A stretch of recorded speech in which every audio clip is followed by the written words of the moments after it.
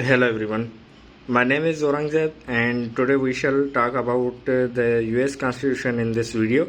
So let's start with the historical background of the US Constitution.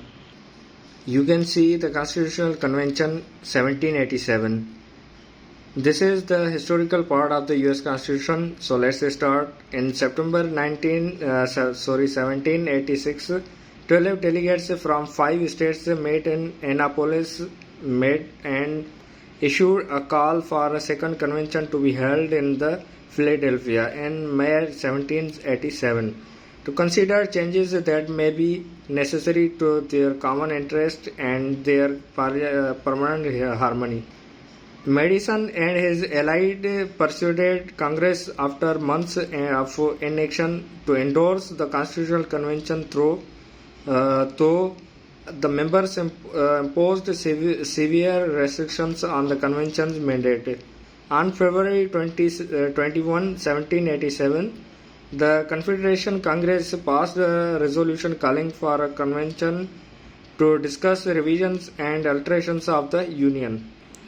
On May 25, 1787, 55 delegates representing every state but Rhode Island met at the Pennsylvania State House in Philadelphia, which is now known as Independence Hall.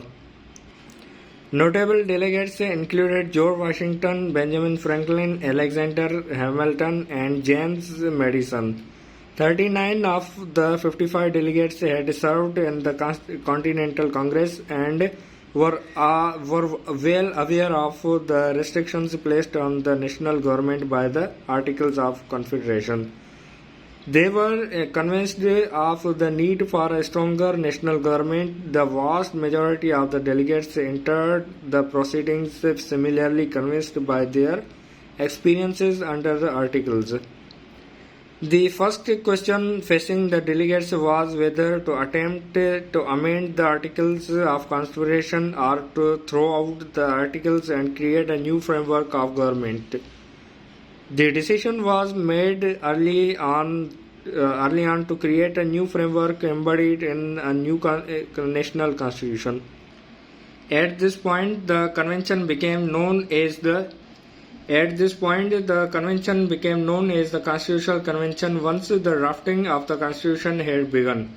It became clear that the major stumbling block to agreement on a governmental system would be achieving a balance between the needs of large and small states. Governmental system would be achieving.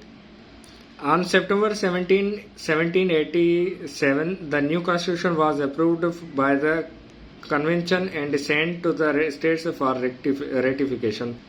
On the question of the legality of the convention, Washington would say this: "The legality of this convention I do not mean to discuss. That powers are wanting, none can deny. That which takes the shortest course to obtain them will, in my opinion, under present circumstances, be found best. Otherwise, like a house on fire, while the most regular mode of extinction it is contended for, the building is reduced to ashes." The delegates, 55 in all, but never more than 30 or 35 at once, sealed themselves inside a room no bigger than a large schoolroom in a Philadelphia State House. They posted sentries at the doors and windows to keep their secrets from flying out. They barred the press and public and took a view not to reveal to anyone the words spoken. Over 4 months, the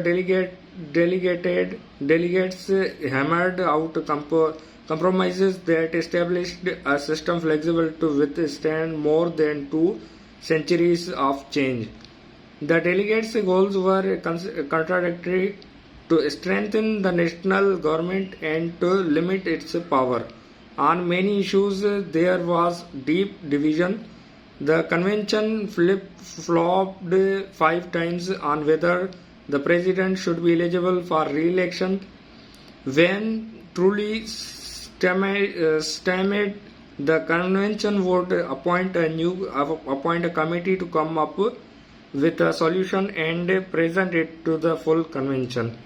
After the constitution in this video, now we shall discuss the salient features of the US Constitution in next video. So see you in the next video. Thank you. Take care.